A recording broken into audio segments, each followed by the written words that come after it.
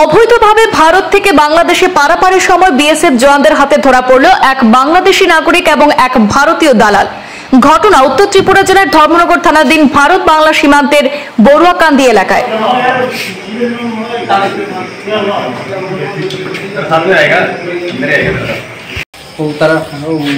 তার আগে কিতাব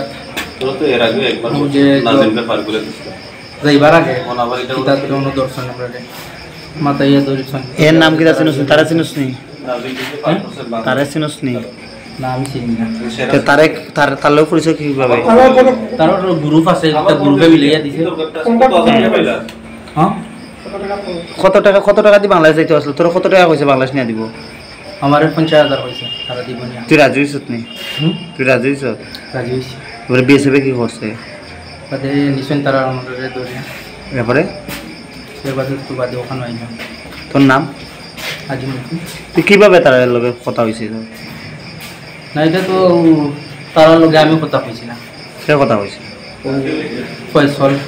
জানা গেছে বুধবার রাতে ধর্মনগর থানাধীন ভারত বাংলা সীমান্ত দিয়ে অবৈধভাবে বাংলাদেশে পারাপারের সময় আজিম উদ্দিন নামের এক বাংলাদেশি নাগরিক সহ ইসলাম উদ্দিন নামের এক ভারতীয় দালালকে আটক করেন 139 নম্বর ব্যাটালিয়নের বিএসএফ জওয়ানরা। তারপর যাবতীয় আইনি প্রক্রিয়া শেষ করে বিএসএফ জওয়ানরা এদিন রাতে ধর্মনগর থানার হাতে হস্তান্তর করেন ধৃত বাংলাদেশি নাগরিক এবং ভারতীয় দালালকে। ধর্মনগর থানার ওসি হিমাদ্রি সরকার জানিয়েছেন, বাংলাদেশের সিলেট থেকে 2018 সালে টুরিস্ট ভিসায় দুবাই হয়ে ফ্রান্সে গিয়েছিল আজিম উদ্দিন। সে দীর্ঘ 2018 সাল থেকে 2024 সাল পর্যন্ত সেখানে বসবাস করে। তারপর ফ্রান্সের নাগরিকত্ব পেয়ে যায় আজিম। ফ্রান্স থেকে পাসপোর্ট এবং ভিসা নিয়ে ভারতে প্রবেশ করলেও ভারত থেকে বাংলাদেশ যাবার কোনো বৈধ ভিসা ছিল না তার কাছে। তাই সে অবৈধভাবে ভারত সীমান্ত পার হয়ে বাংলাদেশে যাওয়ার জন্য বড়ুয়াকান্দির বাসিন্দা তথা দালাল ইসলাম উদ্দিনের সঙ্গে যোগাযোগ করে এবং তাকে 1500 টাকা দেয়।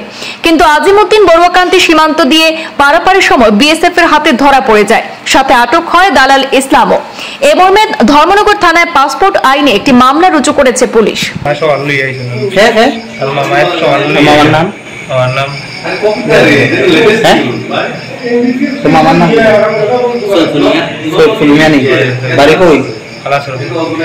তুই কিতা কথা তাহলে বাংলাদেশ আসবে কত টাকা লাগে? 1500 টাকা লাগে। 1500 টাকা এরকম আরো ভাড়া করাইছ কোন নাম বাড়ি কই বাবার নাম হ্যাঁ এরকম মানুষ পা করা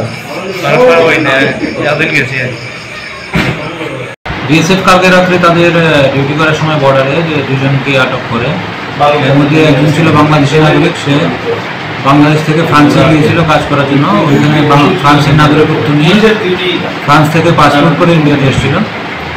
তো সে ধর্মনগর থেকে আবার অবৈধভাবে বাংলাদেশে ঢোকার চেষ্টা করছিল। তার নাম হচ্ছে মোহাম্মদ আজিমউদ্দিন।